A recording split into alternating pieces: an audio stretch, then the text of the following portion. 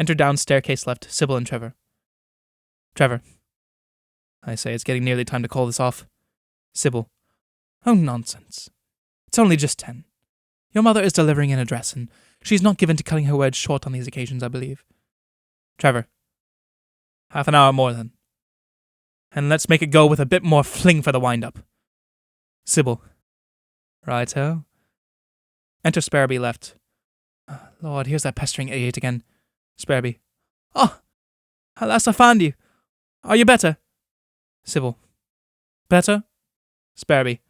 I was told you were lying down in the billiard room with a bad headache. Sybil. Who on earth told you that? Sparrowby. St. Gall. Sybil. Oh, Renee. Never believe a word he says. I'm in my usual health, but I'm frightfully hungry. Trevor, do go and forage for something edible. I was too excited to eat much at dinner, and I know I shan't dare to come down to breakfast tomorrow. I'll wait for you here. Trevor. I'll go and parley with the cook. Exit Trevor, door center. Sparrowby. What have you been doing all this time? Sybil, seating herself on couch. Oh, don't ask me. Sitting upstairs with Trevor and trying to keep him from going to sleep.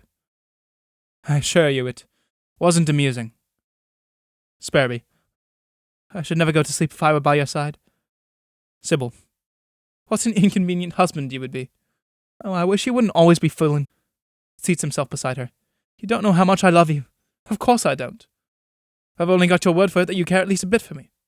Now if you were to do something to prove it, I'd do anything. Well, do something that would give you a name in the world. For instance, paint pictures and have them exhibited at the Royal Academy. It would be something to talk about when one went there. Sparrowby. But I can't paint. Oh, I don't think that matters as long as you exhibited. Of course they wouldn't so. Or, why not found a religion like Muhammad and Wesley and those sort of people did? Sparrowby. But you can't found religions offhand. You want inspiration and enthusiasms and disciples and all manner of special conditions. Well, then you could invent a new system of scoring at county cricket or breed a new variety of fox terrier. But it would take years and years to produce a new variety. Sybil. I would wait. Oh, so patiently. Sparrowby. Sybil. If I was successful in breeding a new kind of fox terrier, would you really marry me? I wouldn't exactly marry you, but I would buy some of the puppies from you. I've got an awfully jolly little fox terrier at home. If you tell her the Kaiser's coming or Roosevelt's coming, she lies quite still. But if you say King Edward's coming, she jumps up at once. Isn't it clever? I taught her myself with gingerbread biscuits. Sparrowby. Won't you realize that I'm asking you to be my wife? Of course I realize it. You've asked me so often that I'm getting to expect nothing else. I wish you would vary it a little and ask me something different. Only, don't ask me that dreadful thing about this man's father was my father's only son. It nearly gives me brain fever. I wonder if you have a heart at all. Of course. I've got the usual fittings. It's very rude of you to suggest that I'm jerry-built. But look here.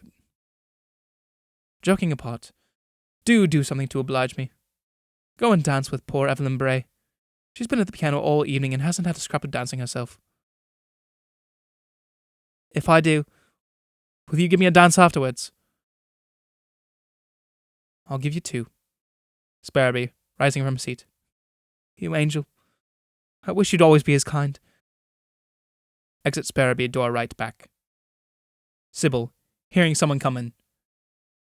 Is that you, Trevor? I'm getting rather ravenous. Enter Agatha, door center. Oh, Lord. Agatha. Hello, Sybil. Have you seen Trevor? Sybil. No, I think he's dancing. He hasn't been in the dancing room for about an hour. Neither have you. Seats herself on chair right of couch. Sybil. I'm so hot, I'm sitting out here to get cool. I suppose it's the excitement. I say, do go and help Evelyn at the piano. She's getting quite fagged out, poor dear. Agatha, acidly. I've just played them a polka. Evelyn hasn't been near the piano for the last half hour. If you hadn't been sticking to Trevor like a drowning leech, you might have known that. Sybil, furiously. I haven't been sticking to him. And leeches don't drown anyway. Oh, I'm not up in their natural history. I only know they stick like mud. I'll say a floating leech if you like. It so happens I've been listening to marriage proposals from that pestering Sparrowby all evening. Agatha. I've had the infliction of dancing with him no more than 4 times, my dear. And he kept on complaining that he couldn't find you. Don't be disheartened. Accidents will happen to the most accomplished fibbers. Sybil. Why is it that the plain women are always so venomous? Oh, well, if you're going to be introspective, my dear. Enter Trevor, door center. Trevor. All I could raise was some cold rice pudding and a bottle of pickled walnuts. If there's anything I detest in this world, it's rice pudding. Agatha, going over to table. I loathe rice pudding. It's so wholesome. On the other hand, I simply adore pickled walnuts. Helps herself. Trevor. Won't you have some, Sybil? Helps himself. Sybil, rising from seat. I'm not going to stay here to be insulted. I've been called a liar and a leech. Agatha. I said fibber, my dear, not liar. Exit Sybil, door right back. Trevor. Have you two been having a slanging match? Oh, no. Only poor Sybil's so dreadfully short-tempered she can't take anything in good part. She's a dear, sweet girl, one of the very best, but I should be awfully sorry for any fellow who married her. That reminds me, Trevor. You ought to marry. Helps herself to another walnut. Trevor. There's a great deal to be said for that point of view. And as far as I can see, there's no particular likelihood of it being left unsaid. Helps himself to walnut. I suppose the difficulty is to think of anyone you could care for sufficiently. Trevor. Have anything to say against Mrs. Volpe? Good heavens! Mrs. Volpe! That vulgar, overdressed pair with the manners of a Cockney sparrow? I should think she began life in a cheap jack store. Surely you can't be thinking seriously of her. I asked you if you had anything to say against her. Considering the short notice, you managed very well. Wasn't you who brought her down here? Agatha, helping herself to walnut. Well, yes, I suppose I did. Somehow in Folkestone she didn't seem such an awful rotter. Anyway, she's got a husband. No, the woman for you must be one of great similarity of tastes. On the contrary, I avoid that kind. At the present moment, I regard you with something bordering on aversion. Stirs frantically in jar. Agatha. Got me with aversion! My dear Trevor, if it hadn't been for our duplicate passion of picked walnuts, this cruel tragedy wouldn't have happened. There's not one left. No, the woman I marry must have an unbridled appetite for rice pudding. Agatha, dubiously. I dare say with some rice pudding, nicely cooked, wouldn't be a bad eating. Begins agitating spoon listlessly through the rice pudding dish. Trevor. That is not the spirit in which my ideal woman must approach rice pudding. She must eat it with an avidity that will almost create scandal. She must devour it secretly in dark corners. She must buy it in small quantities from chemists on the plea that she has neuralgia. Such a woman I could be happy with. Agatha, while talking is waving spoon in air. She might be odious in other respects. Trevor. One must not expect to find perfection. I wish you would be more serious when we are discussing a serious subject. I suppose matrimony is a more serious affair for us poor women than for you men. Trevor. How can I discuss anything seriously when you're covering me with fragments of rice pudding? Oh, you poor dear, I'm so sorry. Let me rub you down. No, don't you. I won't be massaged with rice pudding. Enter Mrs. Volpe, door center. Mrs. Volpe. What are you two playing at? Only trying to find new uses for cold rice pudding. I was firmly convinced that a child that could be primarily intended as a food. Mrs. Volpe. Renee is just going to do his Notch Girl dance. He wants you to go and play tom-tom music, Agatha. Oh, bother, Renee. Why was I born good-natured? Exit Agatha right. Trevor. Stay and talk to me, Mrs. Volpe. I've seen the Notch dance before. Mrs. Volpe. You're such a sought-after young man that I feel I oughtn't to be taking you away from the others. Trevor. I'd rather sit and talk with you than any of the others. Dear me. I thought you never worked up the energy to make pretty speeches. I don't. It's mere sheer laziness that makes me blurt out the truth on this occasion. And am I really to suppose that this is the truth, that you would rather sit with me than with any of the others? You are the only woman of the lot that is safe to sit out with.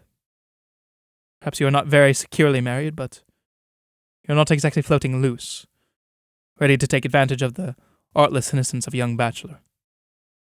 And is that where my superior fascination begins and leaves off?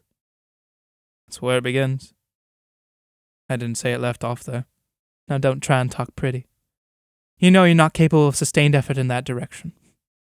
Nothing is more discouraging than to have a man say that you've ruined his life and then to find out that you haven't even given him after-dinner insomnia. Oh, I promise to keep awake. Only it's rather soothing and sedative to talk to a charming woman who has no intention of marrying one. You don't intend to marry me, do you? My dear Trevor, I have intended marrying you ever since I first saw you.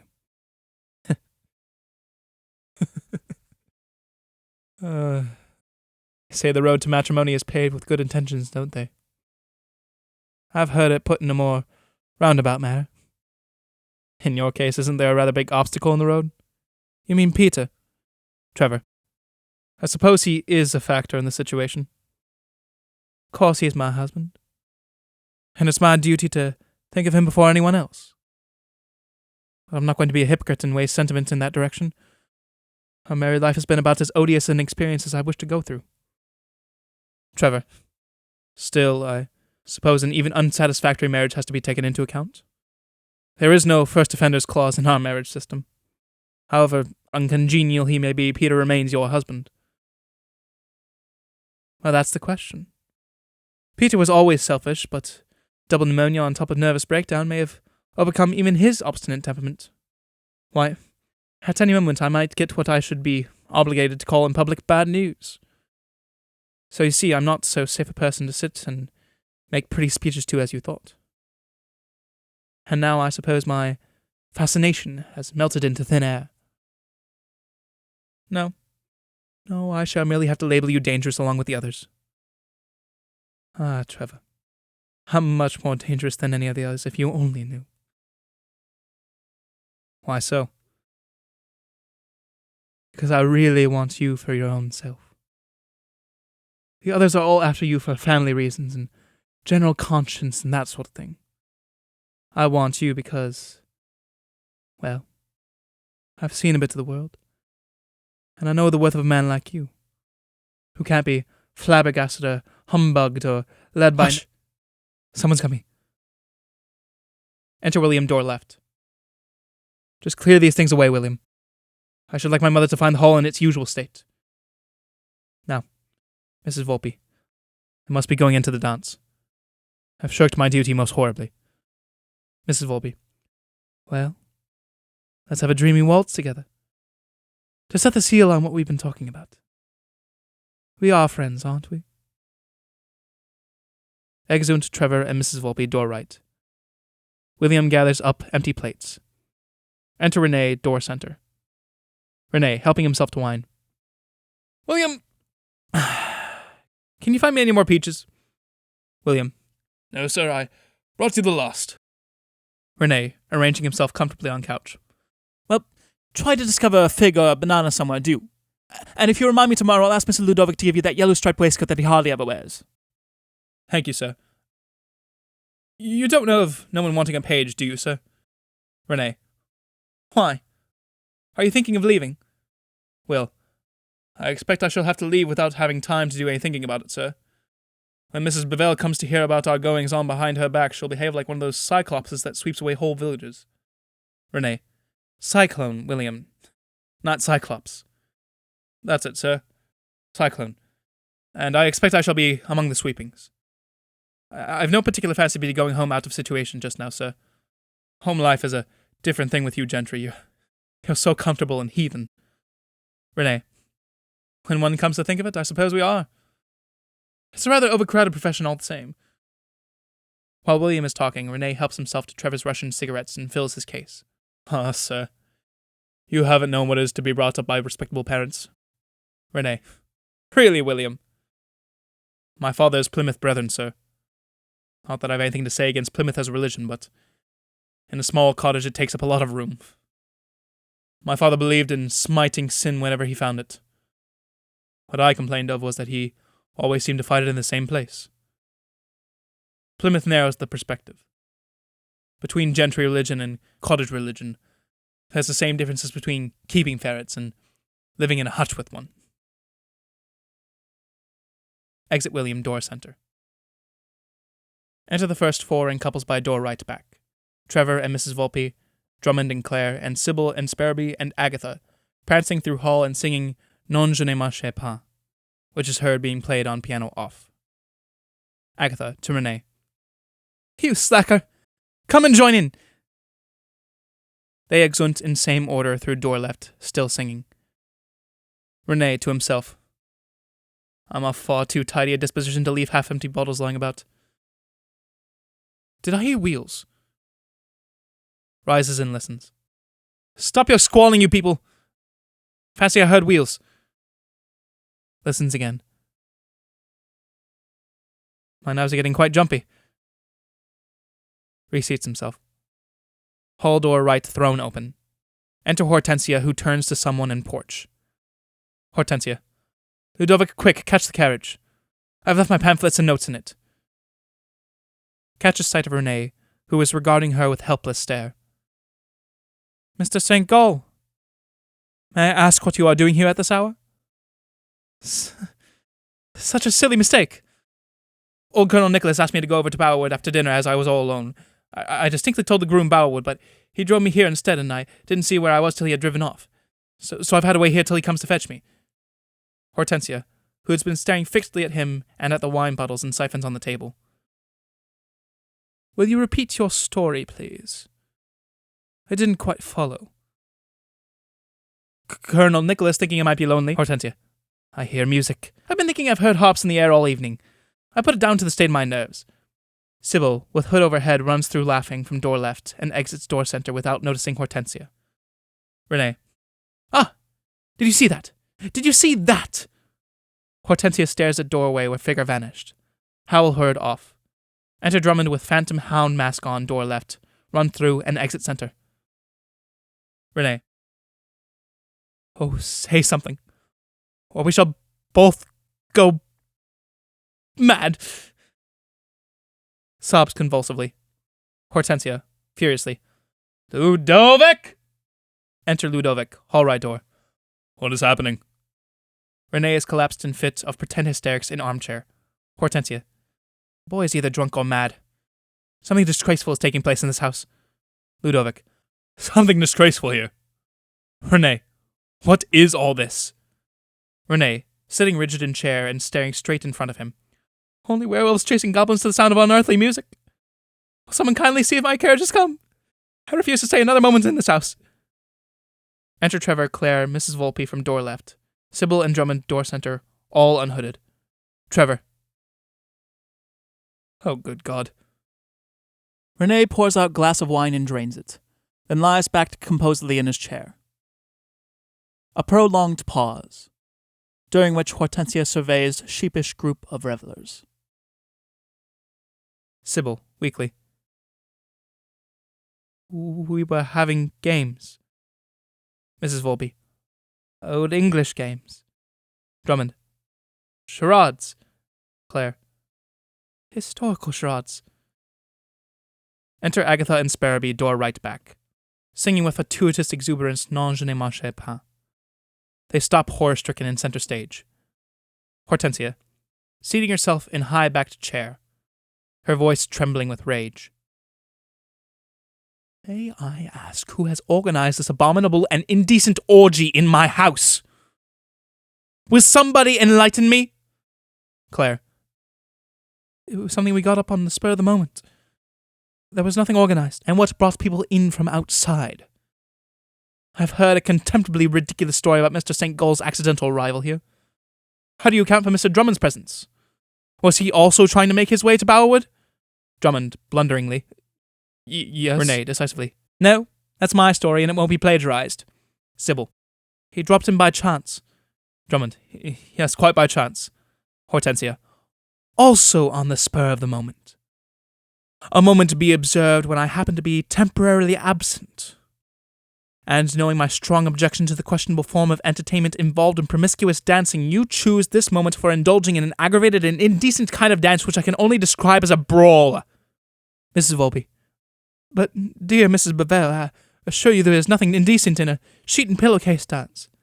Lulu Duchess of Dulverton gave Lulu Duchess of Dulverton is not a person whose behaviour or opinions will be taken as a pattern at Briony as long as I am mistress here. While you are still under my roof, Mrs. Volpe, I trust you will endeavour to remember that fact. Whether, after this deplorable error of taste, you will see fit to prolong your visit, of course I don't know. Apparently this monstrous misuse of the bed linen, which is intended for the sleeping accommodation of my guests, was carried out at your suggestion. Mrs. Volpe, bursting into tears. I think, considering the mental anxiety and strain through which I am passing, with a husband hovering between Johannesburg and heaven, I am being unfairly treated. Exit Mrs. Volpe, door left. Hortensia. I've refrained from complaining, Agatha, about the inconsiderate way in which you bring brambles and hedge-weeds and garden refuse into the house. But I must protest against your introducing individuals of the type of Mrs. Volpe as guests at Briony. Who is playing that piano? Sybil. Think it's Evelyn Bray. Hortensia. Ah! Who also dropped in accidentally, I suppose. Ludovic. Will you kindly tell Miss Bray that we don't require any more music this evening? Exit Ludovic, door right back. Had we not returned unexpectedly early, I presume this outrageous entertainment would have been kept from my knowledge. I may inform you that the mayor took upon himself to cancel the reception at the town hall, at which I was to have delivered a brief address, for the rather far-fetched reason of showing respect and sympathy at the sudden disappearance of Mrs. St. Gall. Renee. I say that was rather pet lamb of him. Hortensia. Mrs. St. Gall's son appears to treat the incident as of less serious importance. I came here for rest and sympathy, with a very faint possibility of a little bridge to distract my thoughts. I wasn't to be expected to know that historical charades would be going all around me. My nerves won't recover for weeks. Hortensia. I am a persistent advocate of the absolution of corporal punishment in the Navy and in board schools. But I must confess, Mr. St. Gall, that a good birching inflicted on you would cause me no displeasure. Enter Ludovic, door right back. Sybil. Really, Mrs. Bavvel, we must plead guilty to having planned this semi-impromptu affair just a little. But we thought it would be such a good occasion for making an announcement. Agatha. An announcement? Hortensia. What announcement? Sybil, looking at Trevor. An announcement that I'm provisionally, engaged. Sparrowby. Oh, Sybil, you angel. Let me announce it. Sybil and I are engaged. Ludovic. Engaged? You and Sybil? Impossible. I congratulate you, of course, but it's most unexpected. Claire. You dear thing, congratulations. Sybil, furiously. You must understand me. I'm not engaged, do you hear? Sparrowby. Oh, Sybil, but you just said you were. Sybil. You fool. I was talking about something quite different. Exit Sybil, door left. Hortensia. There seems to be some confusion about this wonderful announcement. Ludovic. I gather that Mrs. Beaumont was talking about something she's engaged on. Anyhow, she distinctly stated that she's not engaged to Mr. Sparrowby. Hortensia. In any case, this is hardly a fortunate moment in which to make announcements of secondary interest. Enter William, door center, carrying plate with banana. Stops horrified to see Mrs. Bavvel, who rises from chair. What are you carrying there, William? William. A banana, ma'am. What are you doing with a banana at this time of night? It's for her. Him. The cockatoo, ma'am. For Adolphus. At 11:15. He's never fed at this hour. He seemed disturbed and restless, as if he was asking for something, ma'am. Disturbed? I am not surprised. In the 14 years that he has lived here, he has never before experienced such an evening of disgraceful disorder. Trevor, perhaps you will see that your neighbours, who dropped in so unexpectedly, will leave with as little delay as possible. Those of you who are present, my guests, will kindly retire to their sleeping apartments. William? Yes, ma'am. Tell cook to send a cold supper for myself and Mr. Ludovic to the dining room. Some beef and pickled walnuts and a few peaches. Will, weakly. Yes, ma'am. Tomorrow I shall have a good deal to say on the subject of these deplorable proceedings. Tonight, I am too upset. I left Briony an orderly English home. I returned to find it a casino. Exit Hortensia up staircase left, followed by Ludovic, who holds up his hands in mock despair. The others stand blankly watching them disappear. Renee seizes banana which William is holding on plate and exit right, eating it. He is followed by Drummond and Agatha. William exit door left, leaving Claire and Trevor alone. Curtain.